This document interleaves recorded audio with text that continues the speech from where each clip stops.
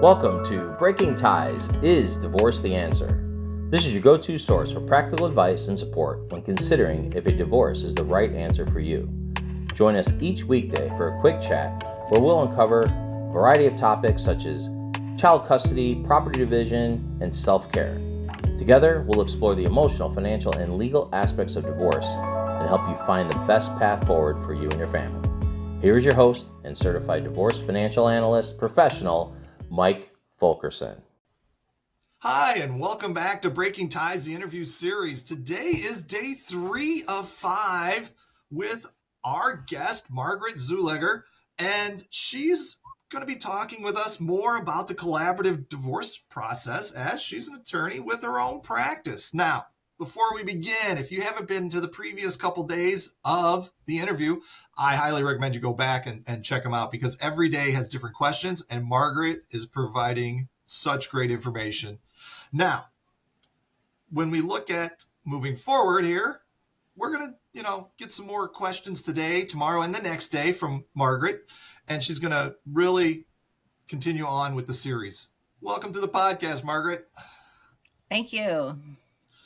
Now, we've really been going over how the collaborative divorce process has been moving along, who's on the team. Really, let's look at that first meeting and what should we expect during the first meeting with the collaborative divorce team? Yeah, so that's the first team meeting. And so we have our full team assembled if we're using the other professionals. So it's both attorneys, a coach, and a financial neutral, and the parties, obviously. And so first we go through the collaborative participation agreement, and that's what makes it a collaborative case. That's the agreement saying we're going to act in full, honesty, transparency. The attorneys are disqualified if anybody goes to court, and this is settlement only. And so if everybody agrees, of course they've seen the agreement before, but everybody signs at that first meeting after we go over it. Then we ask them to both take time to express their goals and concerns.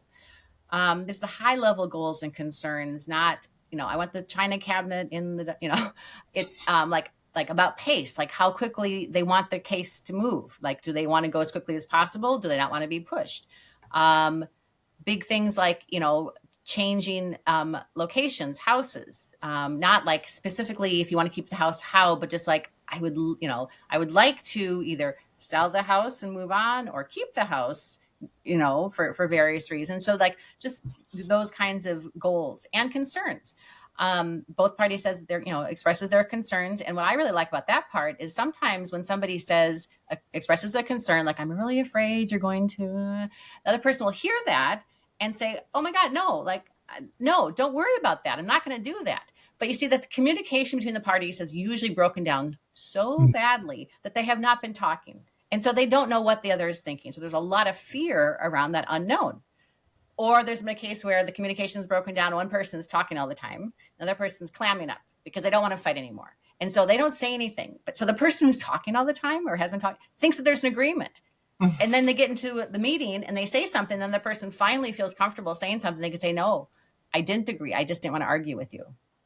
So there's a lot of so you try and get, our goal is to see where is this couple on the same page? Where do they have joint goals once everybody expresses it? And where are they not on the same page? And therefore, this is what we have to work on. We have to work on the areas where they don't agree. We have to find a way to help them resolve their differences until they get to a written settlement agreement so that the case can be finalized. Right. Yeah, I think you hit it on the head there when you talked about communication and the various types of communications that are available for different people and how they approach it. And so, there's a lot of, just getting comfortable that, everybody has to get a feel for everybody else and just kind of make sure you're on the same page. Yep. Now, a lot of times we think of divorce and we think the big thing is the finances, and it is. And so during the collaborative divorce process, how does finances get divided up and looked at? Well, first and foremost, it's up to the couple. Basically, you can divide your assets any way you want. And as long as it's not unconscionable, the judge will approve it. So the attorney's job is to make sure that whatever agreement the parties are coming up with, that it's going to be approved by the judge. And so it has to be not unconscionable. So, but it doesn't have to be 50-50. Oftentimes people decide to divide things 50-50 because in reality, if you can't agree and you have to go to court, judges typically divide everything 50-50. The statute actually says, however, that the marital estate shall be divided equitably without regard to marital misconduct. So it doesn't say 50-50. It doesn't have to be 50-50. But it's also not 50-50 because of marital misconduct. Because, people, usually a person who's feeling bad about something, or because they've been, they feel like they've been treated badly, they think maybe they should get a little more to compensate, but that doesn't happen. But anyway, so the parties, first and foremost, they agree. If they can't agree, then the attorney will tell their respective clients, hey, like, I hear you're not agreeing, but just so you know, if we went to court, probably it'd be 50-50. So let's go back and figure out what that looks like. But there's different ways to do 50-50. 50-50 doesn't mean like every single asset in half. 50-50 is like you keep this, I keep that. And as long as it balances, maybe a little equalization payment, or, it just depends. But if it gets really out of whack, like what's, but a judge would find unconscionable a division like a 90-10 division. And the person that makes way more money is keeping 90% of the assets. And the person who's making very little money is keeping 10%. The judge would say, I know this is your agreement, but I find it to be unconscionable and I won't enter it. So, you have to make sure it's within the realm of reason. And the farther you get from 50-50, the more the judge might say, why would I find this not unconscionable? Right. Yeah, exactly. So you still have things you have to satisfy from just, making sure it's fair for everyone.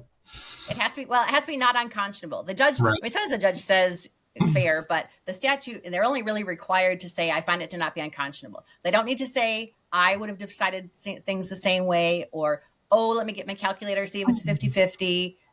No, it has to just be on its face, not unconscionable.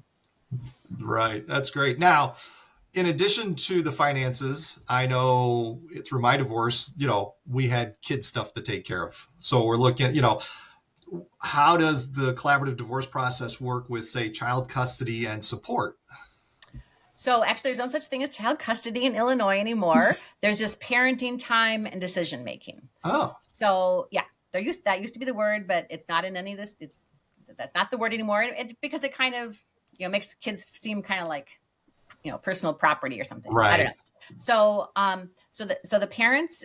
It depends. If a lot of times there's not really an issue about the parenting schedule and decision making.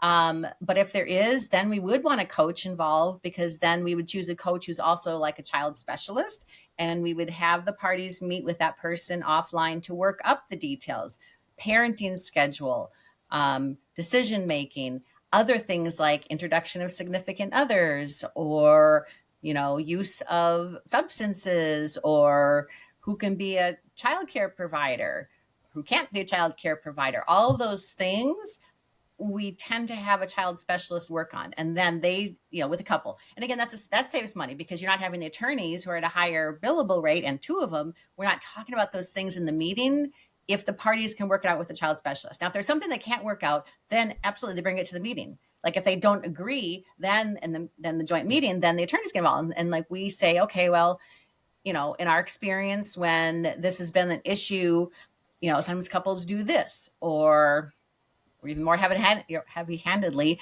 when there's been this issue and it goes to court, then this is what happens. So, again, let's come back to the settlement table, and you have to be within the realm of reason, Exactly. Right. Yeah. And that is it. I mean, the divorce process is not meant for one person to take advantage of another person, no matter what they did, kind of thing. It's all meant to just, get things processed and divided up in a way that everybody's kind of happy, but everybody's kind of not happy. So yeah, if one person's happy, one person's sad, then that's not probably a good agreement, because then that means there was no compromise. Mm-hmm. And, so it has, yeah. Yeah. You gotta have it both ways. Yes.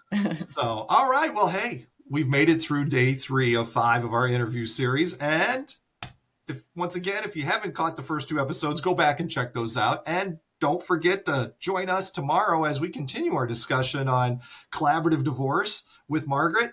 We would both like to thank you today for joining us on this episode of Breaking Ties, the interview series. Should you have any questions for Margaret, her information's in the description. You can reach out to her. Divorce is not the end of your story. It is the start of your next great chapter. We will see you all tomorrow. Have a great day.